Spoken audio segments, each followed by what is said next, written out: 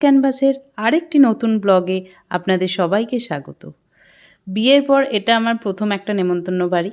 অনেক দিন কোনো নেমন্তন্ন বাড়ি পাইনি, তাই নেমন্তন্ন বাড়ি পেয়ে একদম দারুণভাবে ঝিঙ্কুনাকুরভাবে সেজে নিয়েছি। ইনি হচ্ছেন আমার মাসি শাশুড়ি। আমরা সবাই মিলে টোটোয় করে যাচ্ছি। একটা অন্নপ্রাশন বাড়ির নেমন্তন্ন ছিল, সেখানেই সবাই মিলে আমরা যাচ্ছি। পৌঁছে গেছি।